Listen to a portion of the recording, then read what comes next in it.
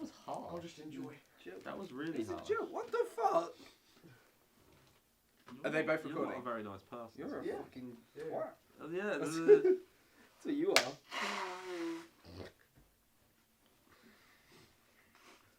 We go in here. Should I clap? I already did it. Oh, you already did.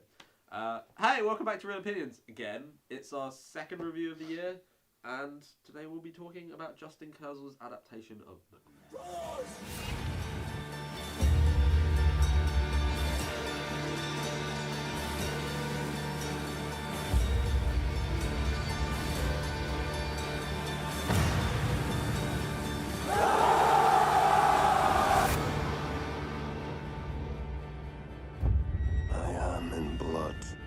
Stepped in so far. Well, these three are English students. Yeah. I've know- read Heart of Darkness. I know. He has read Heart of Darkness. I know screw all about Shakespeare. Matt, have you read So this should Heart be of fun. Darkness? I have read Heart of Darkness. So have I! Oh, what well, good there you English go. students we are! I actually own a copy of Heart of Darkness. Oh, you've only got the But I've never intention. read You're a it. film student. Just Yeah. go over your head. No, I literally just bought it because of Apocalypse Now. So, Macbeth is about where, so Fane of, a Scottish Fane, he's part of the kind of feudal kind of system there, and he's a great warrior kind of thing, and then he gets his prophecy put upon him by the three witches, and that kind of sets in motion this ambiguous, whether it's prophetic or whether it's ambition, and he's led on to do it to, this isn't really spoilers, to kill the king and ascend to the throne. Then once he becomes there, he's kind of racked with grief, and he becomes more and more paranoid and kind of spirals into madness, and various shenanigans ensue. Shakespeare It shenanigans. says that in the stage directions. Shenanigans ensue. Like St. Malvolio. Shenanigans. There have been whole ensue. books written about interpreting that line. Yeah. I really, really liked it. Yeah, it was very edgy. And Yeah, I think like so Edgy? often with Okay. I think like so often with Shakespeare adaptations, they go, well, it's a play, so let's just do a play and kind of film the play. Yeah, yeah. You know, Feels whereas this is cinematic, like yeah. this is a very ambitious, very cinematic take on it, Definitely. which was just it was very, very good to kind of to watch and. Kind of That's true. Yeah. Very arty Keep as up, well. Yeah. I definitely feel like it did use the form of cinema to bring Yeah, add definitely. things to it. Like we were saying, there are some things that you couldn't just achieve on stage with some of the the aspects where it was cutting between stuff, some of the stuff with the tints, with the landscape. There are some really brilliant bits I thought in the castle, which were The kind of battle scenes. cliche, and you've seen. I guess we could bring on to the battle scenes. They have these brilliant sections where they're intercut between these super slow motion bits with the and then into fast sections where it's happening in real time, and it kind of creates this kind of trance. I thought especially because the witches are present within that battle. This is the intro battle at the very start, which you don't actually kind of necessarily get in the play. You get reports from heralds Yeah, and stuff. yeah. So it's nice that you get cinematic battles, but at the same time it wasn't overblown. It wasn't like, okay, this is happening, let's chuck in a battle scene for the sake of a battle scene. And I think, without spoiling things, that happens very nicely with the climactic battle as well, that it doesn't become a massive let's march an army on this castle and let's have a not Hell's siege. Yeah, let's not have a That's- overblown Lord of the Rings. Yeah, because that's what I was thinking the whole time with the battles. I was like, at least this isn't Lord of the Rings. Because, doesn't like, need to in be. terms of the violence, because a lot Yeah. of the violence in Lord of the Rings, it's just hack and slash.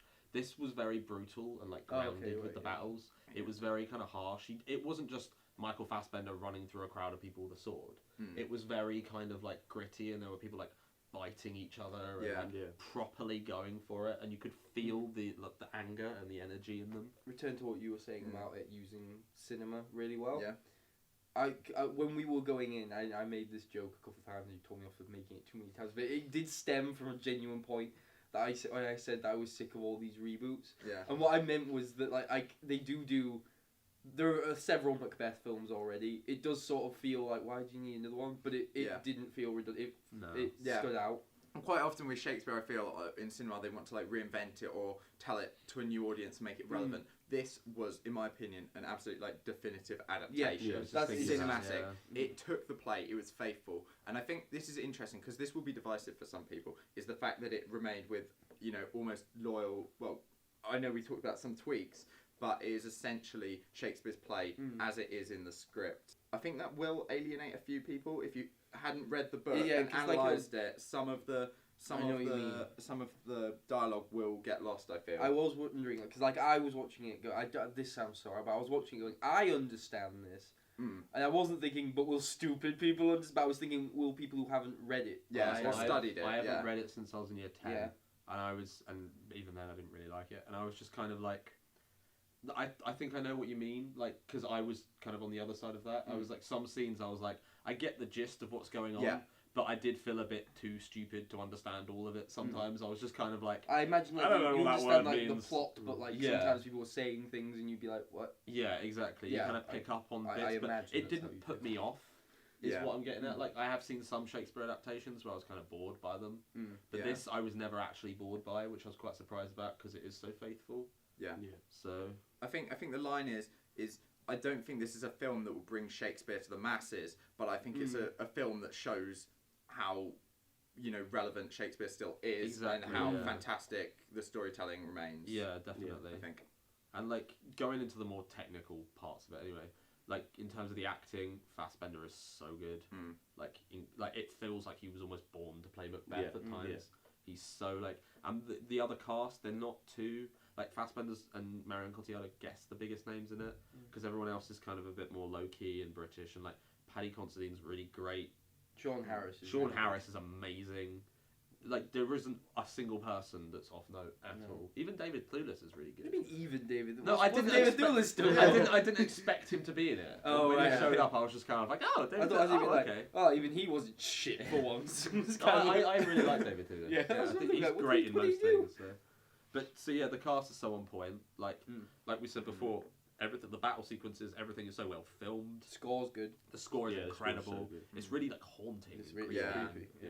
It nails the creepiness of it. On so that much. subject, I like considering that it's a play that has existed for hundreds of years, has been filmed a few times, so we're kind of familiar with most of it. It managed to make some of that stuff genuinely disturbing. Yeah. Like the like it's not a spoiler because everyone, like the killing of Duncan is quite like that's horrible. Yeah. Yeah.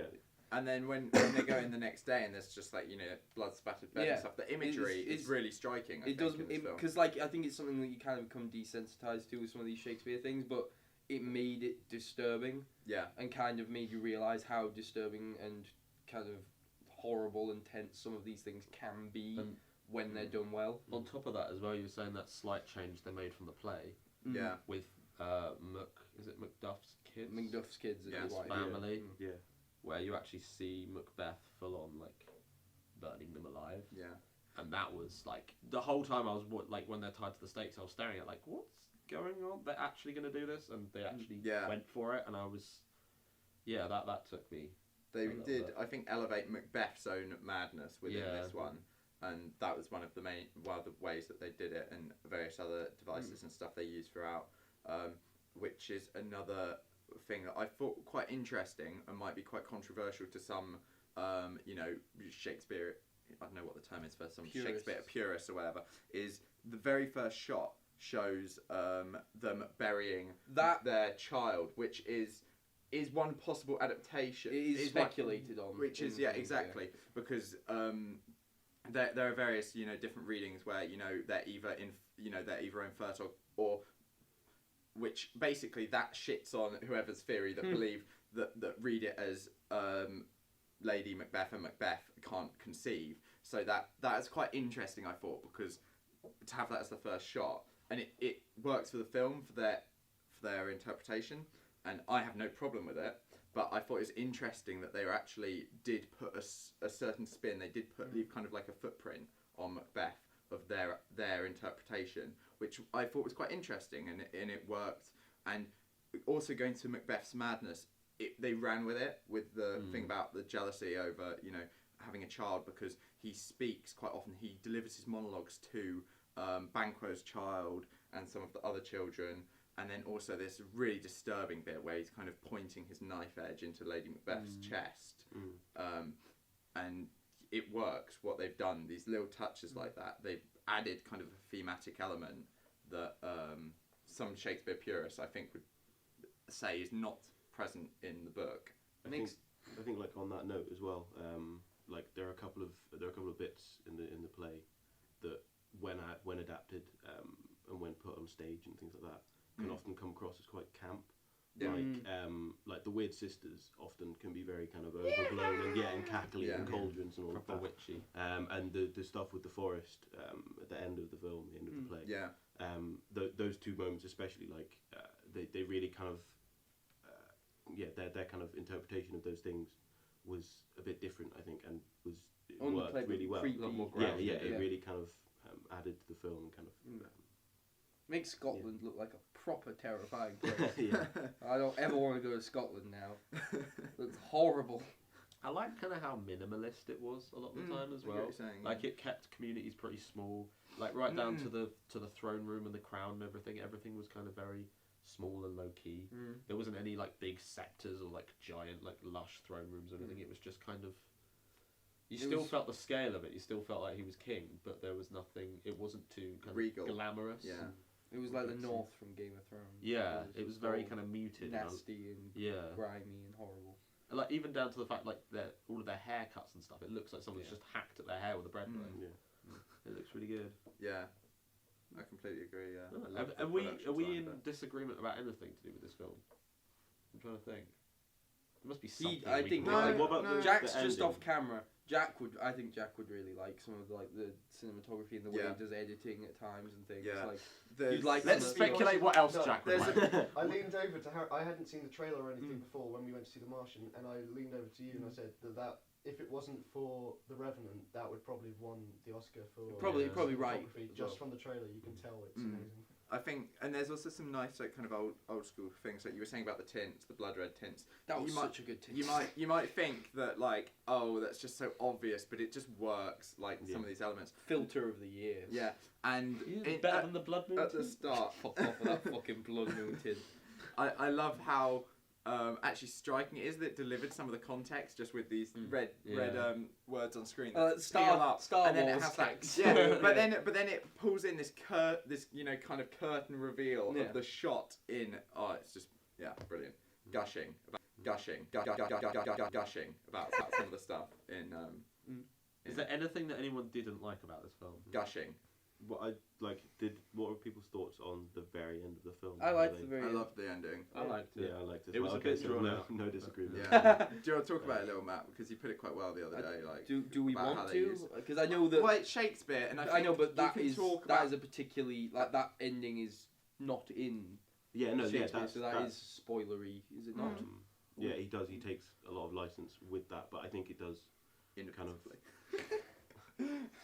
I think it does like work very well for the thing. I think it kind of, in a kind of more like wanky way, it kind of it works very well with the themes running through the entire play, and with the idea of like all of these people are kind of lusting for power and all of that, and how it, without saying what happens, how it kind of it shows like how the kind of the story of Macbeth and all of the things that happened are just going to be repeated. Yeah. And that kind of thing. Shall we Let's just do go straight to ratings then? But I'm going to give it 10, I think. I can't actually think of anything that could have been improved on it, anything that could be better. It blew me away completely. It was an excellent film. I feel weird when it comes to ratings though, because like It's Macbeth. yeah, it's Macbeth. This and is real opinions. You don't have to give an objective like cinema. as much as published that's the thing. review As kind much of as I thought situation. this film was like pretty flawless, like I cannot think of anything technically wrong with this film at all. I wouldn't say I found it particularly like entertaining. Like I liked watching the cinematography and stuff like that, but I didn't come out at the end of it and think I can't wait to see that again. I was just kind of like I was engrossed by that 2 hours. I feel a little bit grubby, but that's cool. It's a very, very good film, but I won't watch it again. So Have you actually given it a number yet? no, I haven't, because I don't know what number to give Right, it. I need one. Alright. If I could have one, please. Like Do your fucking job. fine, 10, just because I cannot technically think of anything wrong with it. Ooh. But there you go. 10. Anything to add to that? Yeah, it's Shakespeare. So it's So I owe it to Yeah, him. but I mean, like, so it already kind of starts on pretty good solid ground, and then Would like you say said, that about Baz Luhrmann's Romeo and Juliet? well, wait, because that's what exactly the point I was going to make. Starts on the 10 out of 10 source material, and then does a 10 out of 10 execution job. yeah. So Yeah. it is a 10 out of 10. Yeah. I'm also going to give it a 10 out of 10. Like Fucking hell, this is film of the year apparently now. Exactly. That's the According thing. to This us. wouldn't be on my film of the year list. That's the other thing. No, I wouldn't. I wouldn't put it like in terms of my favourite films of the year. I wouldn't put that up there just because I didn't personally have like a proper investment in it. I don't know. Well. Well, you're an idiot. No, That's the thing. Give it a I feel 10. like a lot of the 10. time. I feel like a lot of the time with this film, if I really loved Shakespeare, I would be like rolling in shit right now. I'd be like, this is the best. Rolling thing in ever. shit. You never like a pig rolling in shit. That's a thing. You didn't say the. I know. Alright. Images. Should be like like you a pig rolling in shit. What I mean is, I would like be so excited. Harrison, and, ready the bar for shit. That Macbeth film. I want my celebratory shit shower. I think it's just. If I like Shakespeare, I would fucking adore this film. But I don't like Shakespeare that much. Teaser for this.